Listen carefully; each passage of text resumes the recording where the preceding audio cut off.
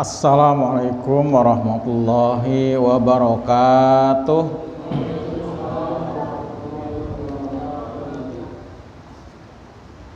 Alhamdulillah wa syukru lillah ala nikmatillah wala haula wala quwata illa billah. Allahumma sholli wa sallim ala Muhammadin wa ala alihi wa sahbihi ajma'in, amma ba'du. Rabbi shrah li sadri wa yassir li amri wahlul 'uqdatam min lisani yafqahu qawli, amin. Para ikhwan akhwat muslimin muslimat yang Allah rahmati, yang Allah cintai, dan yang saya hormati, alhamdulillah pada kesempatan malam hari ini kita masih diberi kesempatan oleh Allah untuk menambah khazanah keilmuan kita tentang dinul Islam dengan thalabul ilmi, dan juga berarti kita telah diberi kesempatan untuk menambah amal solih ya dengan taklim ini. Karena taklim ini merupakan salah satu amalan sholih yang fardu, yang tidak boleh tidak, di mana setiap kita wajib untuk melaksanakannya. Semoga dengan hadirnya kita, setelah kita mengorbankan berbagai macam hal, baik waktu, kesempatan, tenaga, pemikiran, bahkan biaya, semuanya menjadi amal sholih buat kita di sisi Allah Subhanahu wa taala. Amin. Para ikhwan akhwat sekalian, kita akan melanjutkan kajian kitab Riyadhus Shalihin di babul wara'i wa tarkis subhati. Bab tentang waro ya. Waro itu padananya takwa. Bahasa kitanya takwa itu ya hati-hati. Waro juga hati-hati. Jadi waro, takwa, soleh, hati-hati itu sinonim. Wa tarki subhat, dan meninggalkan perkara yang subhat-subhat, yang masih samar-samar, belum jelas halalnya, juga belum jelas haramnya. Itulah waro. Jadi jangankan yang jelas haram, yang belum jelasnya harus ditinggalkan. Itulah takwa tadi ya. Jadi waro itu sama dengan takwa. Bahasa Indonesianya hati-hati. Baik para ikhwan akhwat sekalian, kita akan melanjutkan ya, karena ini pertemuan yang kedua ya. Jadi sekarang tinggal hadisnya, langsung hadis nomor 2. Atau kalau di kitab Riyadhus Shalihin saya ini hadis nomor 589 ya. Kita langsung ya. Bismillahirrahmanirrahim. Wa an Anasin, dan dari Anas ya, Anas bin Malik radhiyallahu anhu, semoga Allah meridhoinya. Annan Nabiya, bahwasa Nabi sallallahu alaihi wasallam wajada tamrotan fit thariq. Apa artinya, Bu? Beliau mendapatkan sebutir korma di jalan. Nah, di jalan. Jadi kalau bahasa kitanya apa? Nemu. Ya, nemu. Kalau nemunya sengaja kita nyari di bawah pohon buah, namanya apa, Pak?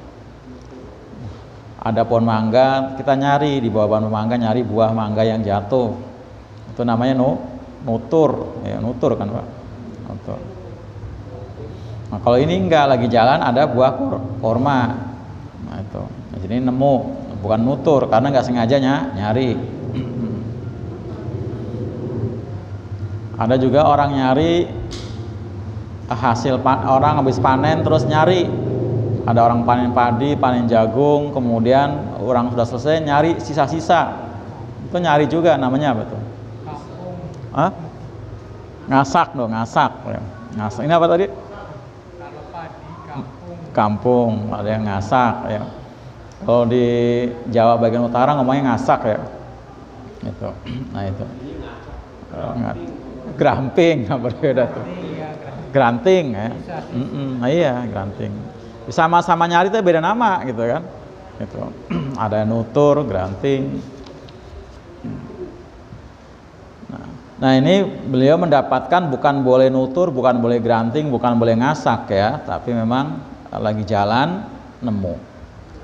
Faqala, maka Nabi bersabda, laula anni akhafu, sekiranya aku tidak ya, atau sungguh aku tidak ya, laula sekiranya tidak, anni sesungguhnya aku ya, sesungguhnya aku, akhafu aku khawatir, aku takut, antakuna akalah ada ya, taknya ini bukan tak anta tapi taknya tahia ya, minas sodako, dari sodako, takutnya ini memang barang sedekah jatuh gitu ya Pak.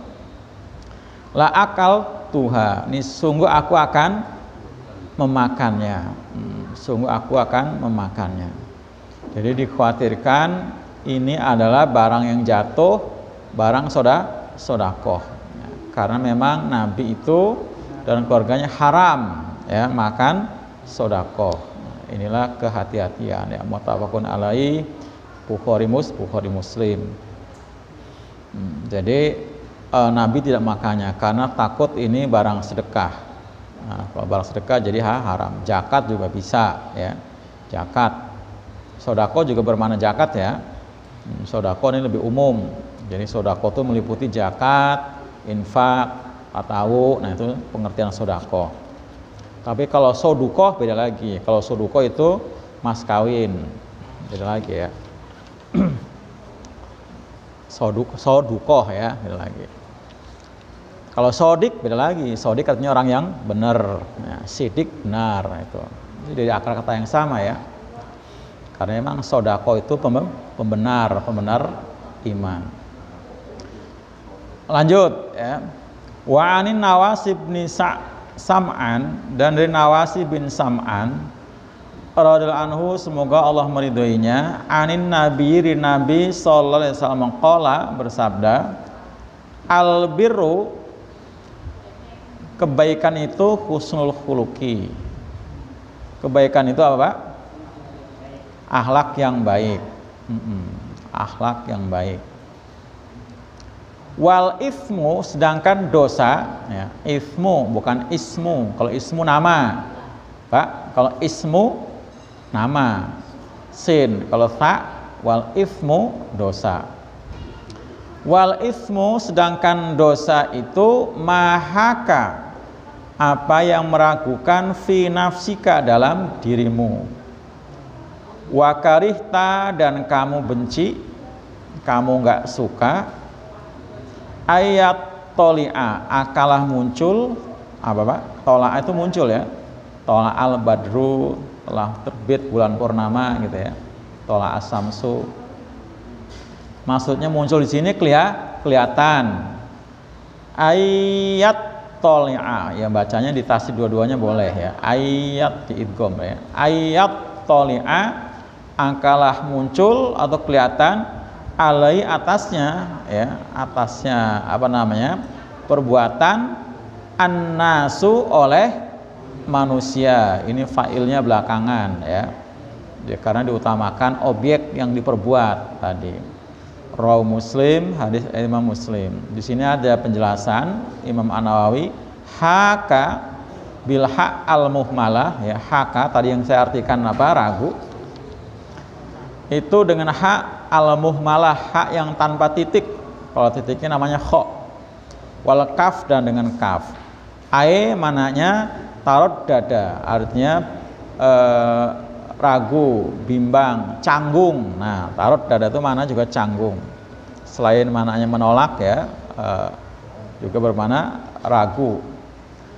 Ae tarot dada, atau mananya adalah tarot dada, ragu ya, kamu ragu fi padanya. Ini haka di sini. Nah, ini semacam sudah Bapak, semacam sudah definisi ya dari Nabi ya, definisi atau batasan bahwa yang namanya kebaikan itu husnul khuluq. Jadi akhlak ini termasuk ukuran kebaikan ya, akhlak ya. Nah, karena memang salah satu misi daripada kenabian adalah apa? Akhlak ya, akidah, kemudian baru akhlak ya. Maka kata Nabi, bu istu li utammima makarimal akhlak ya, aku diutus untuk menyempurnakan akhlak. Jadi kalau orang akidahnya benar, lurus, pasti akhlaknya baik ya. Ya, akidahnya benar, bagus, hablum minallahnya pasti akhlaknya wujud hablum minallah juga bagus untuk akhlak. Nah, maka dalam hadis juga disebutkan ittaqillah haitsuma kunta wa atbi sayyatal hasanatam huha wa khaliqin nas bi khuluqin hasanin gitu ya. Bertakwalah kamu pada Allah di mana saja kamu berada dan ikutilah perbuatan buruk dengan perbuatan baik. Tamhuha, kita berbuat buruk kemudian kita lanjutkan perbuatan baik, maka akan menghapus dosa perbuatan buruk.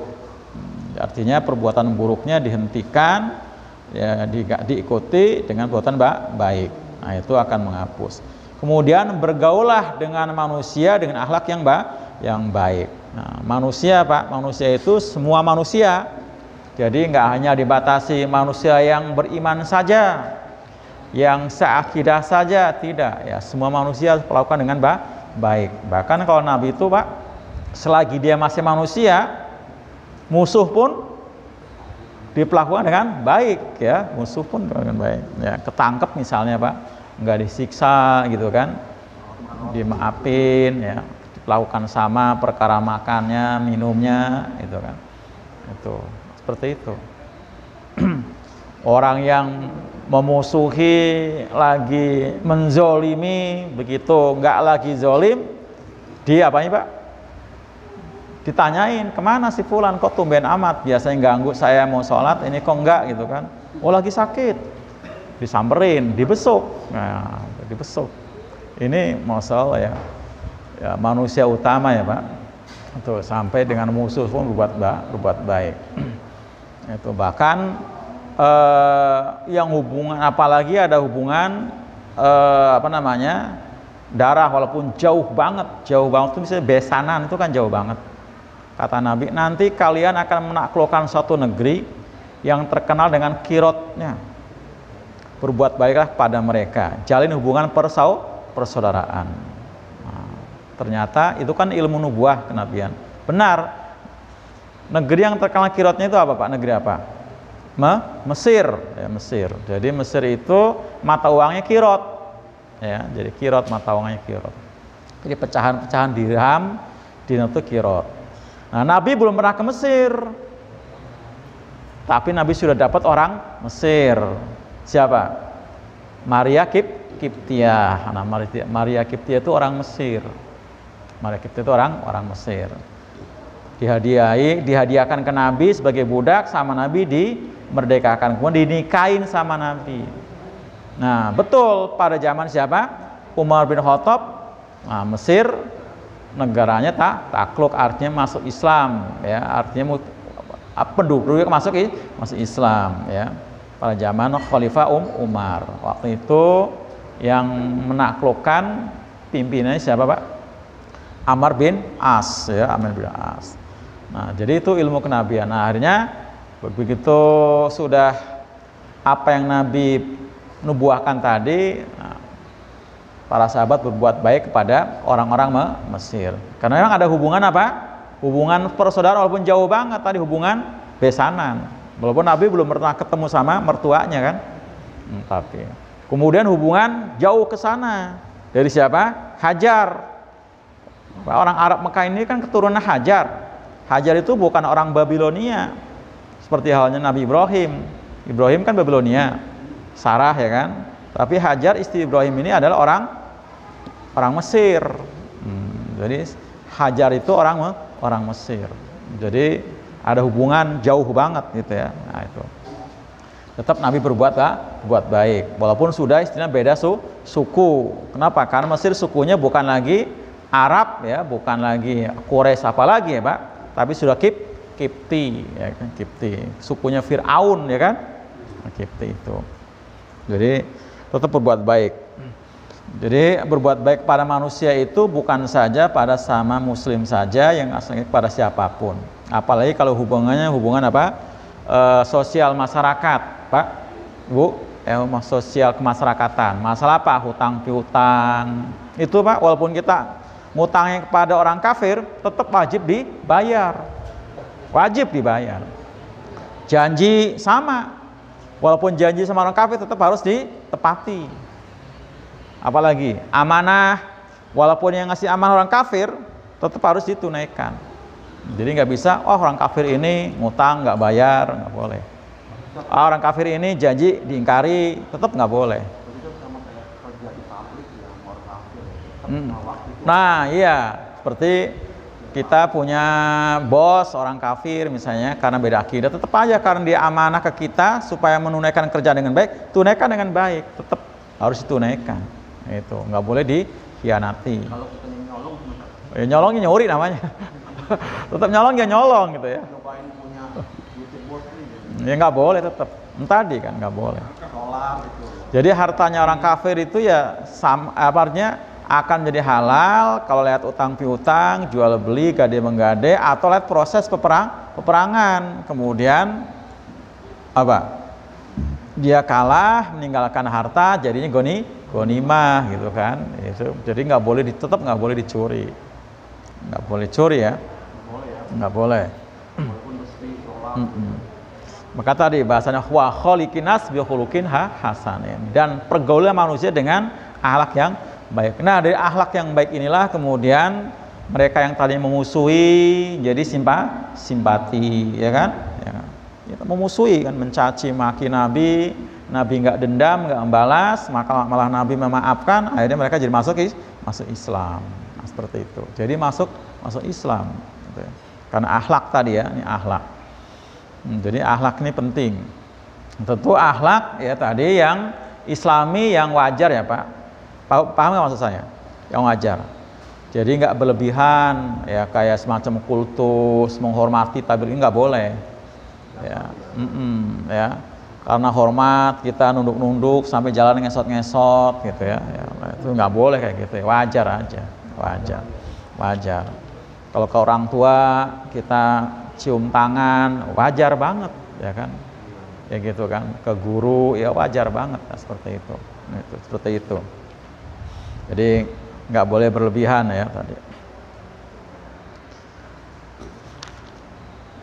Nah, jadi kata Nabi, kebaikan itu adalah akhlak yang baik. Yang kedua, kemudian sedangkan dosa, nah ini jadi semacam sudah takrif ya, kayak definisi gitu. Sedangkan dosa adalah apa yang ragu dalam dirimu dan kamu nggak suka kalau kelihatan sama orang lain. Gampang ukurnya kan Pak? Gampang ukurnya kan? Dosa itu mahaka fi nafsika, yang kita sendiri masih bimbang. Ya, itu sudah merupakan perbuatan dosa. Membuat kita deg-degan, ya, tadi bimbang, ragu. Makanya nanti hadisnya juga dak mayuribuk ila mala yuribuk. Tinggalkan apa yang meragukan kepada apa yang tidak meragukan. Itu. Kemudian dosa juga apa yang kalau kelihatan orang ini kita nggak suka, Pak.